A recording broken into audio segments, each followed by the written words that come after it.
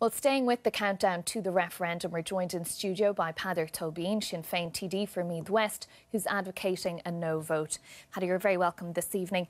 Your party, Sinn Féin, is calling for a yes vote. You've decided to campaign for a no vote. What's motivating that position? Yeah, it's important for me to set out, first of all, that Sinn Féin are looking for a yes vote, and they'll be seeking to introduce abortion in certain limited circumstances if there is a yes vote. For me, this is the most important human rights debate of our generation. At the heart of this, there are two people. There's a mother who, in all cases, we must ensure that her life is protected. And hundreds of obstetricians, doctors, midwives and nurses have said that in every case in this country that a mother's life is protected. But there's also an individual living human being at the heart of this particular debate. And that human being is human rights, and human rights should be universal. If you take human rights off a group of individuals, they're no longer human rights. And what the government's proposing is that at 12 weeks, this is the time when most people now meet their child for the first time in the 12-week scan, the time where people have photographs in their houses, the first photographs of their kids at that 12-week scan. Simon Harris is proposing that for any reason whatsoever, that you'll be able to end the life of that living individual human being. Now, you're mentioning human rights there. Many, including the Council of Europe and the UN Committee on Human Rights, have said that Irish women's human rights are being breached by the abortion laws in this country. Well, the European Council stated that the 2013 legislation actually resolved the issue, because at that time it stated that people in this country just didn't know how to ensure that their right to life was protected.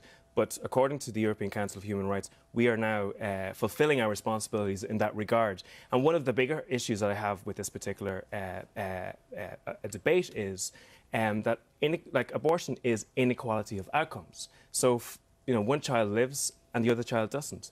And we know that if you're from the margins of society, if you have a disability, if you're from an ethnic background, if you're poorer, or if you're female, you're far more likely to be aborted than other individuals. And I don't think that, as a society, we are good at diversity. If you're talking about inequalities with those groups that you mentioned, I mean, people who are from a poor socioeconomic background, maybe have a disability, they don't have perhaps access to the means to travel now or to order online abortion pills, as we're seeing. So those inequalities are there. Well, I suppose if you look at other countries, in the States, 70% of abortions are concentrated on low-income families. And if you actually look at the polls, it's very interesting. In working-class areas, there's now a majority vote.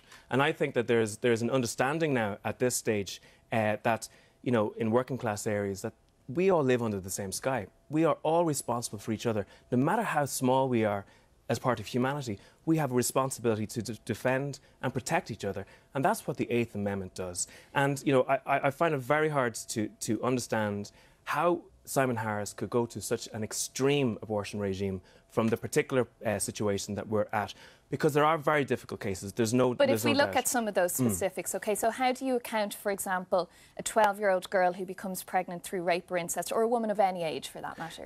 That is a catastrophic injustice, and it's important that we as a society protect and support those women in every single case through the healthcare system and through the legal system. And I've been trying to get a rape crisis centre outreach in Meath for the last 4 years, but the government has refused to do that.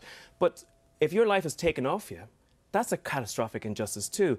And Simon Harris's answer for one catastrophic injustice is to create 3,000 or 4,000 more. But in the case of that 12-year-old girl, let's just say for argument's sake, you're saying she's already been violated once through the rape or incest, that she has to now, against her will, perhaps carry the baby through full term and go through labour. What I can't understand to a certain extent is that Simon Harris had an opportunity to design an abortion amendment that could go into the Constitution that would actually specifically look at those particular areas. In Germany, for example... And is that something you would have supported?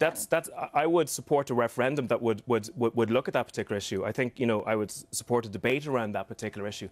But what I can't support is an abortion regime that would allow for 97% of the abortions, over 3,000 of those abortions, every year on healthy babies and healthy mothers. But what you would support is the state forcing a woman to carry on with her pregnancy if she doesn't want to, no matter the reason. I don't want to force anybody to do anything, but I tell you, if there's a law that I can achieve in this country that saves one child's life, I will grasp that with both hands. And I think that's if the referendum isn't passed and the 8th Amendment is retained, women will still travel to the UK. They will still buy abortion pills online.